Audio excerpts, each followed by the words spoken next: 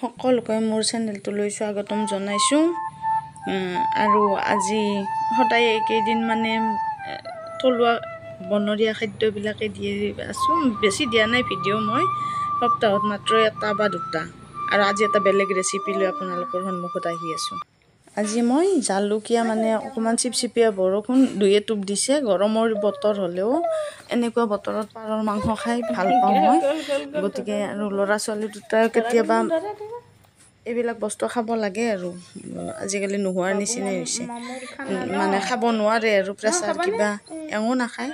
গতিকে আজি এইটো বনাম আৰু ৰেচিপিটো সাঁচি থওঁ কেনেকৈ বাচে, বেছি দেখুৱাই নাথাকোঁ। এই পাখিখিনি এনেকৈ গুচাই ল'ম আৰু তাৰপিছত গৰম পানীত দিম। আপোনালোকে বা কোনে কেনেকৈ বাচে নাজানো। এইটো আৰু এয়া মই গৰম পানী দি দিলোঁ ইয়াতে, আৰু ধুনীয়াকৈ নিমখেৰেও খহি দিয়ে কিছুমানে, নিমখ নিদিলেও যাব। গৰম পানীত দিছোঁ যিহেতু ধুনীয়াকৈ উঠি যাব। চাফা কৰি দিম এনেকৈ অকণমান মই দেখুৱাই দিছোঁ। এনেকৈ নিমখেৰেও দিব পাৰে, এনেকৈ গোটেইখিনি চাফা কৰি ল'ম।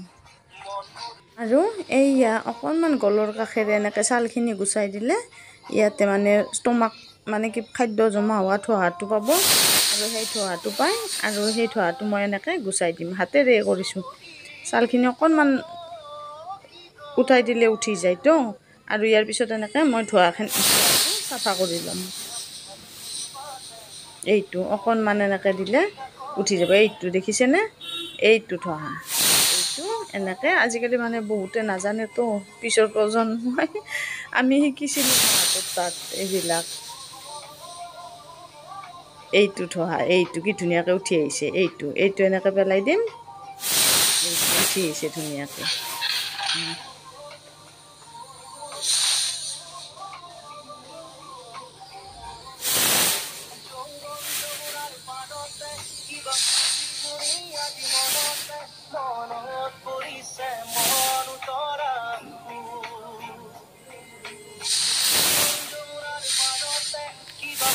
আৰু এইখিনি পিছত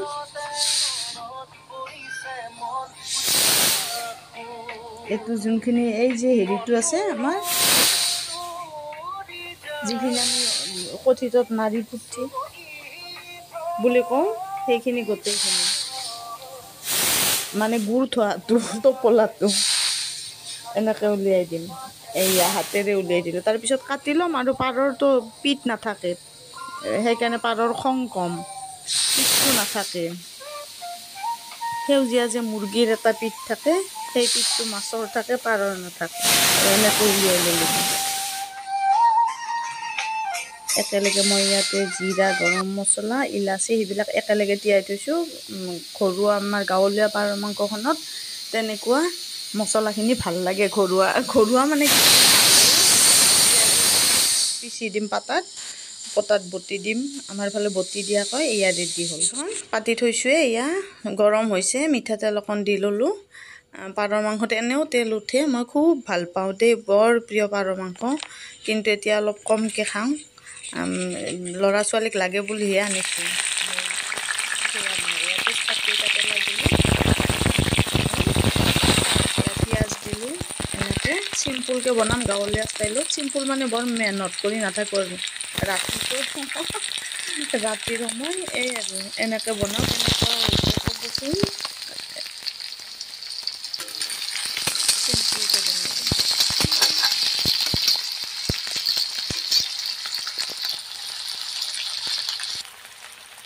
কেতিয়াবা আৰু ইয়াত জলকীয়া কেইটা দিলে, কেতিয়াবা এনেকৈ আঞ্জা ৰান্ধিলে আঞ্জাখন খাবলৈ ইমান মজা হয় নহয়নে বাৰু। কেতিয়াবা বহুত ৰান্ধাত ৰাপ থাকিলেও কেতিয়াবা আমাৰ মহিলা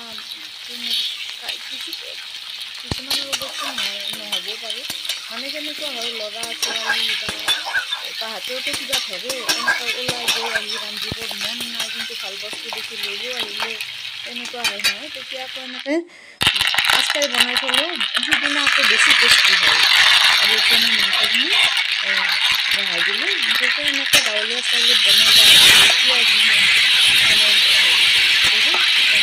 যাম। আজি কেনেকৈ হয় চাই বাৰু। কিন্তু এটা কথা, মই নহৰুটো কেতিয়াও মই পিছত নিদিওঁ। নহৰু সদায় যিকোনো আঞ্জাত ভাজি লোৱাৰ আগতেই দিওঁ। এয়া অকণমান লৰাই লৈছোঁ, ভালদৰে মিক্স কৰি লৈছোঁ। আজি তেজপাত, পিঁয়াজ আকৌ জলকীয়াৰে এনেকৈ মিলাই লৈছোঁ। তাতে মেৰিনেট কৰি লৈছোঁ কেৰাহীতে। আজি আলু একেলগে দি লৈছোঁ, কাৰণ পাৰৰ মাংসটো অলপ সাধাৰণভাৱে সৰুটো, বাকী সৰু মানে ব্ৰইলাৰ চিকেন অৱশ্যে সোনকাল সিদ্ধ হয়, তথাপি ইয়াকো বেছি সময় নালাগে। গতিকে আলুটো এনেকুৱা চাইজৰ আলু মাংসৰ লগত একেলগে সিজি থাকিব। এয়া নিমখ দিলোঁ, নিমখ দিয়া নাছিলোঁ আজি একেবাৰে সম্পূৰ্ণ গাঁৱলীয়া ষ্টাইলত বনাইছোঁ আঞ্জাখন। এয়া হালধি নিমখখিনি এতিয়া দি ল'লোঁ। অকণমান সময় আগে মই ভাজি লৈছোঁ তেলত আৰু পিঁয়াজত মাংসখিনি, আৰু এতিয়া নিমখ হালধি দিলোঁ আৰু এনেদৰে ভালদৰে লৰাই দিম।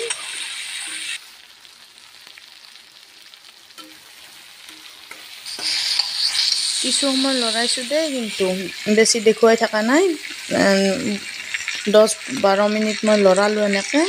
আচলতে মাংস, যিকোনো মাংস ভাজি লোৱাৰ লগতে কথা, মছলা যিমানেই কালাৰ ইউজ কৰক বা নকৰক, ভাজি যিমান সময় বইল কৰিব সিমানেই মাংসটো টেষ্ট বেছি আহে, যিকোনো মাংস। আৰু পাৰ মাংসটো সোৱাদ বেলেগেই। এয়া মই বহুত সময় ধৰি ভাজি ল'লোঁ আৰু নহৰুখিনি দিলোঁ এতিয়া।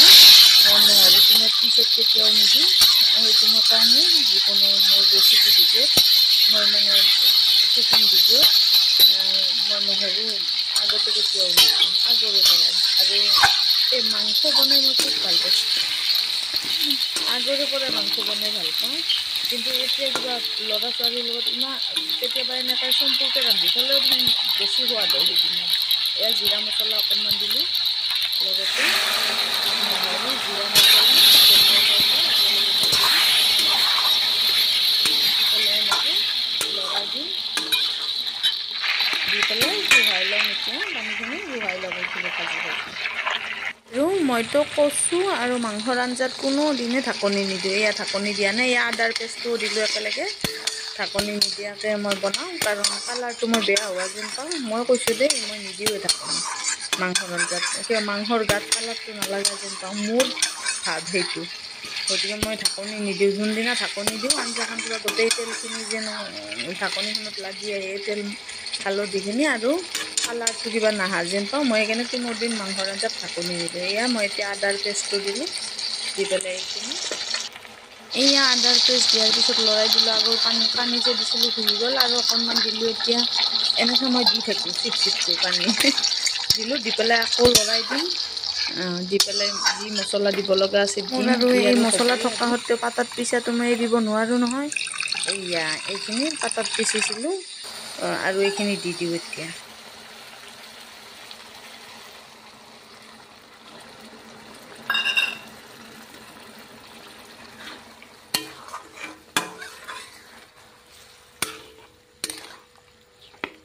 আৰু ভালদৰে লৰাই দিম। আৰু মিট মছলা কিবা দিব লগা আছে যদি বাকীটো দিলোঁৱেই।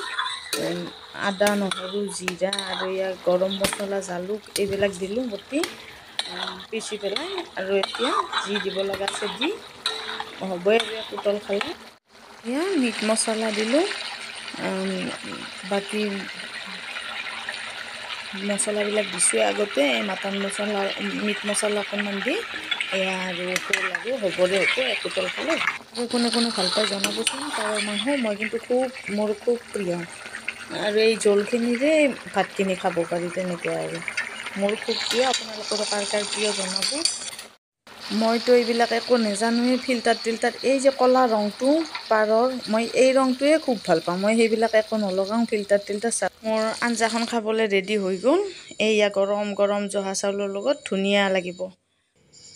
Thank you so' much for ৱাচিং। ভিডিঅ'টো শেষলৈ চোৱাৰ বাবে বহুত বহুত ধন্যবাদ। আকৌ এটি নতুন ভিডিঅ'ৰ সৈতে লগ পাম বুলি আশা থাকিল। Thank you so' much.